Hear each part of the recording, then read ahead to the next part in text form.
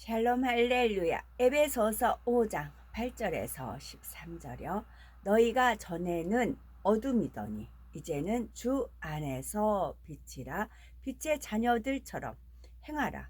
빛의 열매는 모든 착함과 의로움과 진실함에 있느니라. 주를 기쁘시게 할 것이 무엇인가 시험하여 보라. 너희는 열매 없는 어둠의 일에 참여하지 말고 도리어 책망하라. 그들이 은밀히 행하는 것들은 말하기도 부끄러운 것이라.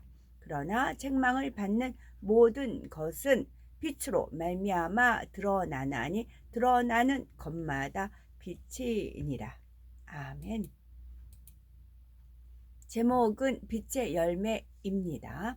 말씀으로 천지 만물을 창조하시고 자신의 형상을 따라 사람을 지으신 하나님께서는 모든 것을 아름답게 변화시키는 능력을 가지고 계십니다. 사망의 길로 가던 사람에게는 생명을 불어넣으시며 무질서와 혼돈의 질서를, 다툼이 있는 곳에는 평화를 주시지요. 그래서 예수 그리스도를 만난 사람들은 이전과는 다른 선하고 아름다운 진리의 마음을 갖게 되고 행복하고 건강한 삶을 영유하게 됩니다. 이처럼 예수 그리스도를 영접하여 빛의 자녀로 거듭난 사람은 에베소서 5장 8절에 너희가 전에는 어둠이더니 이제는 주 안에서 빛이라. 빛의 자녀들처럼 행하라 말씀하신 대로 빛의 열매를 풍성히 맺어 하나님께 영광 돌려야 합니다. 그러면 빛의 열매는 무엇이며 어떻게 해야 아름다운 빛의 열매를 맺을 수 있는 것일까요? 에베소서 5장 9절을 보니 빛의 열매는 모든 착함과 의로움과 진실함에 있느니라 했습니다.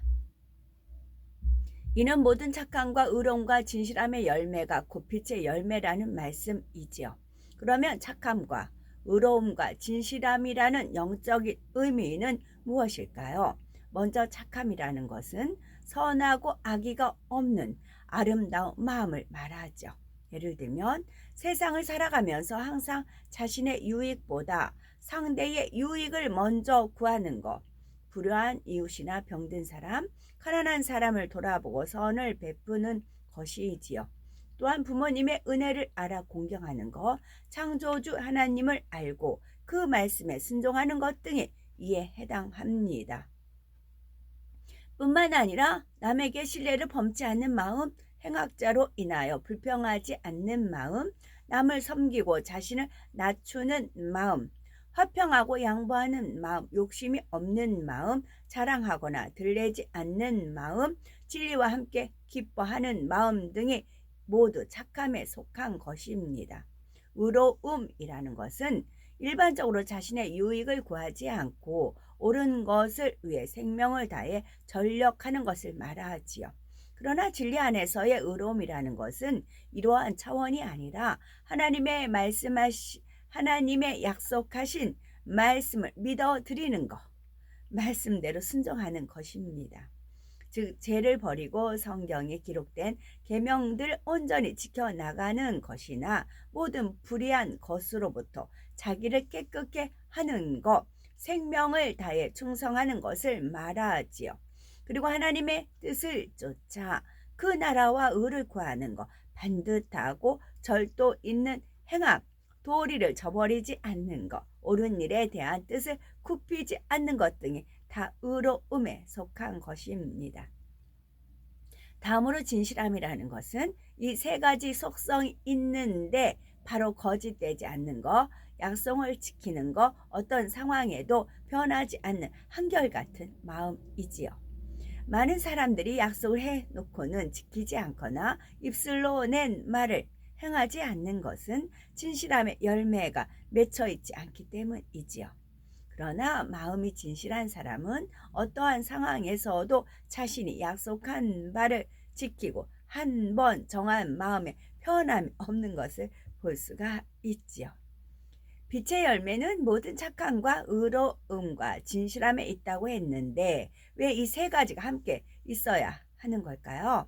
흔히 구걸하는 사람에게 돈을 주거나 몸이 불편한 사람을 보살펴 주고 남이 하기 싫어하는 일을 솔선수범할 때 저 사람은 참 착하다라고 표현을 하죠. 그러나 아무리 착한 마음으로 선을 행한다 할지라도 그 행위의 목적이나 결과가 선이 아니라면 하나님 보시기에 착하다고 할 수가 없습니다. 예를 들면 만일 남의 돈을 훔치려는 사람에게 어떤 도움을 주었다면 이는 다른 사람에게 피해를 주는 것이므로 결코 착한 일을 했다고 말할 수가 없지요. 또한 능력이 있는데도 일하기 싫어하여 가난한 사람을 구제한다면 그를 더욱 무능하게 할 뿐 아니라 유익이 없을 것입니다. 실제로 우리 주변을 보면 정말 힘이 없어서 일을 못하는 사람도 있지만 단지 일하기 싫어서 구걸하는 사람도 있지요. 그런 사람에게는 무조건 돈을 주기보다는 간증 등을 통해 살아계신 하나님을 전해주므로 하나님을 믿고 복을 받을 수 있도록 인도해야 하는 것입니다. 따라서 착한 행실의 빛의 열매로 나타나려면 반드시 그 안에 의로움, 즉 하나님의 의가 함께 있어야 한다는 거죠.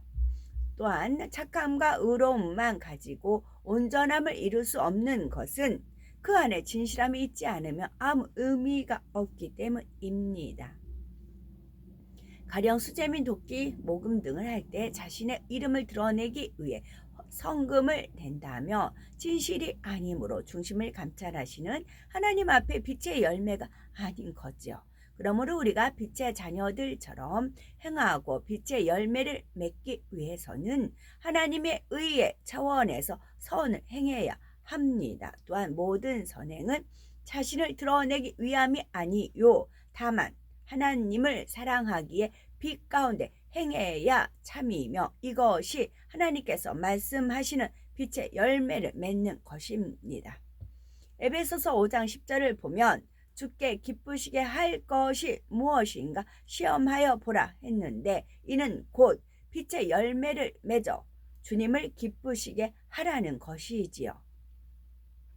하나님의 기쁨이 되었던 성경상의 대표적인 인물로는 믿음의 조상 아브라함을 들 수가 있는데 그의 행적을 살펴보면 삶 자체가 빛의 열매였던 것을 알 수 있습니다. 예를 들어 아브라함은 화평함을 쫓아 아래 사람인 조카 롯에게 좋은 땅을 양보하는가 하면 자기 것이 아닌 것은 물론 한 실이나 신들매라도 취하지 않으려는 깨끗한 마음의 소유자였지요.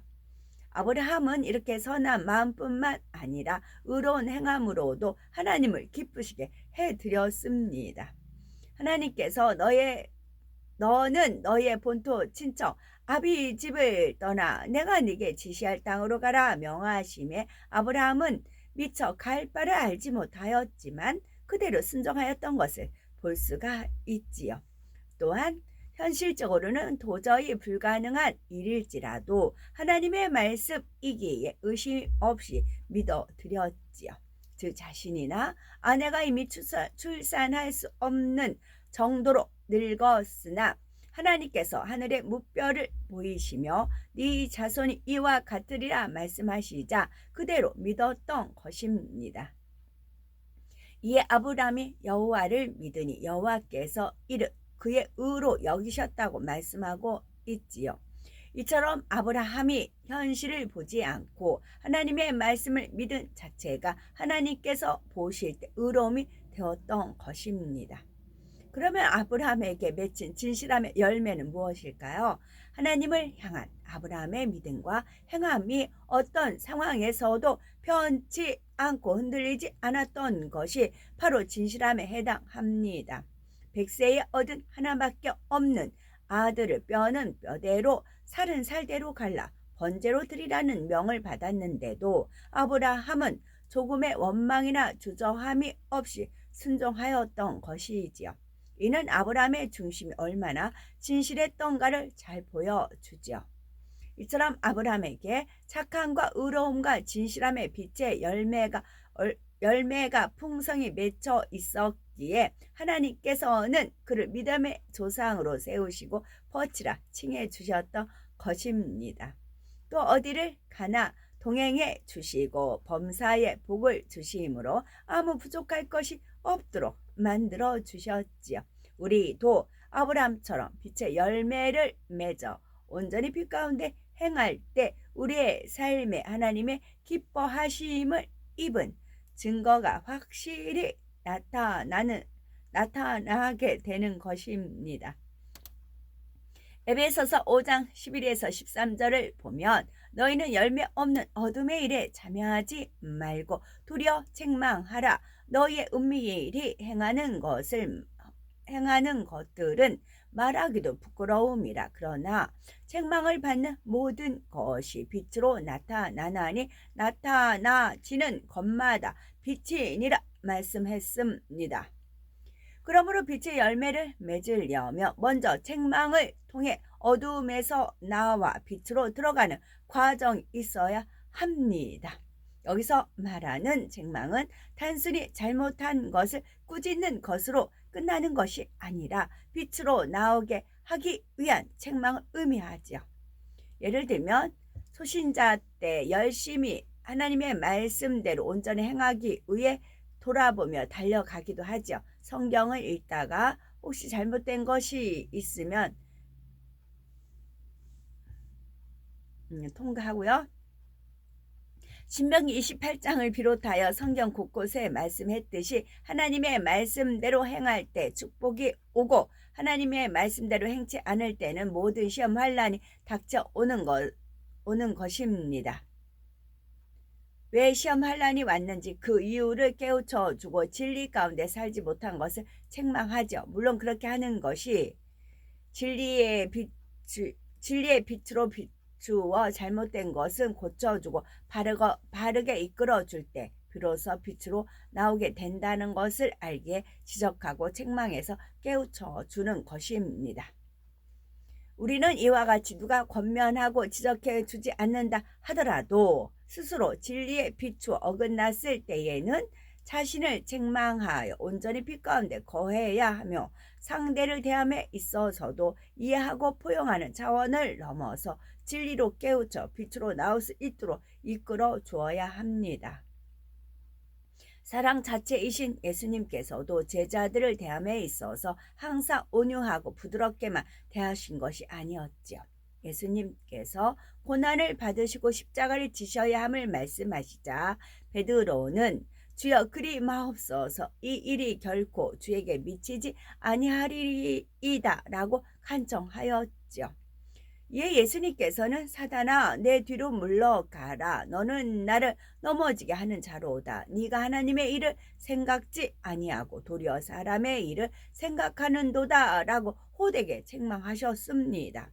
베드로는 스승의 안위를 염려하여 한 말이었지만 그것은 하나님의 섭리를 방해하는 육신에 속한 생각이었으므로 호되게 책망하신 것이지요. 따라서 빛으로 들어가기 원하는 사람이라면 책망받는 것을 싫어해서는 안 됩니다. 물론 책망받을 것이 없으면 더욱 좋겠지만 혹여 부족한 것이나 잘못한 것이 있어 책망을 받을 때는 중심에서 감사하고 기뻐하는 마음이 되어야 하며 책망받는 것마다 즉시 돌이켜야 신속히 빛 가운데 들어갈 수가 있는 것입니다. 진정한 사랑은 상대의 허물을 무조건 덮어주는 것이 아니라 잘못된 것이 있으면 드러내어 바로 잡아주고 온전케 만들어주는 것입니다.